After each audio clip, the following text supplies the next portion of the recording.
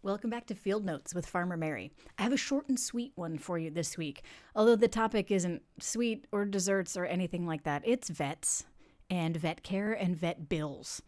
So, if your social media algorithm is anything like mine, it serves up animals in videos doing ridiculous things. Horses sliding uncontrollably down hills, geese with buckets stuck on their heads, goats fainting when the UPS truck drives by, and the most perfect audio track is an exasperated owner yelling, "You don't pay your own vet bills!"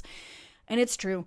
We spend so much time trying to keep our animals safe and healthy, and somehow they manage to astonish us regularly with their not so brilliant antics. We try to stay a few steps ahead of them and think of all the possible ways they could damage themselves, and we still find ourselves scratching our heads at some of the scrapes they get into.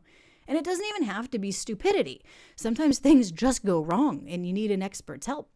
I happen to have seen a lot of our local vets in the last couple of weeks, so vet care is definitely on my mind, and I wanted to share a bit of what it looks like to safeguard so many critters on our farm.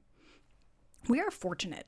Our management style with rotational grazing keeps our animals moving onto fresh grass all the time, which minimizes their exposure to parasites and allows us to do minimal intervention for our cows and sheep.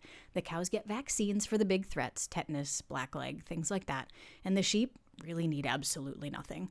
The birds need even less. They're free-ranging, and we have them during nice weather and for so short a duration that there's minimal chance of them even needing vet care. We have had laying hens sustain injuries like tangling with a turkey, but they're still incredibly resilient. A topical treatment called Blue Coat is an antimicrobial with a blue dye that prevents the other birds from continuing to peck at the wound. Apparently color is a major factor. They'll peck at a red wound, but not a blue one. Either way. So our guard dogs fall somewhere in between livestock and companion animal. We took them to the vet in town once, and they had no idea how to function on a leash, and they had no clue what a floor was. The tile just completely weirded them out. And so John had to carry the 85-pound puppies back out to the truck, and so they get treated by our large animal vets at the farm now as part of the livestock. Our other critters do get more management. The cats and the inside dogs are pretty typical. I take them into town to the local vet for shots and routine care. I was actually supposed to take the 2 barn cats this past week. I suckered them. I was so proud of myself. I suckered them into the tack room and I popped them into their carriers, and I was really pleased with myself. But it was too good to be true. I got down the driveway and almost turned onto the main road when John called and told me that Dobby, the Scotch Collie, was unattended in the house for 5 whole minutes and he ate a CD. Yeah. So I call the vet from the truck and they suggest I leave the cats and bring the dog instead. He got an exam and x-rays, the whole deal, and he made friends with every single person he encountered on the way. A few cans of special wet food later and a loaf of bread, and I was on my way back. Apparently it's the same treatment as if they get into cooked chicken bones. The bread cushions any sharp edges of bone, or CD, and he appears no worse for wear. I joked with the tech that maybe this was a sign to throw out the CD collection. She looked horrified. No way! If the whole world goes to pieces, at least you can listen to these. Fair point, friend. Fair point. Meanwhile, our large animal vet came to visit us. Told you I had vet care on my mind. All of this in the same week. So the horse got his vaccines so I can keep hauling him off-site for lessons and other fun adventures. Many venues that we go to require proof of vaccination to prevent the spread of contagious diseases. He was a very good boy. He stood on the cross ties in our barn like a gentleman and just gave me this look of disbelief. "Lady, they stabbed me. Did you know they were going to do that?" He's a good egg. I like him a lot. And thankfully, he's a pretty hardy guy. He was the easy part of the vet visit that day. Our vet swears, if you want it to rain, just plan to work cattle.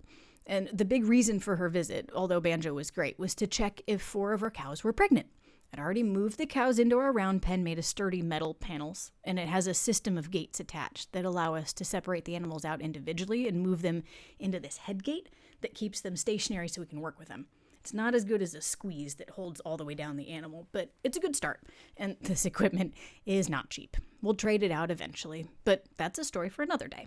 On this particular occasion, we were really lucky that the vet brought her new tech along, and she got to help me essentially chase cows around this 50-foot pen to single out 4 mamas from among 5 other cows and about 30 sheep. In the rain. Large animal vets are the real deal. Once we caught them, each of these ladies got an ultrasound. The vet had a heads-up display that gives her an instant view while she's working, and then we let them out of the chute, one by one.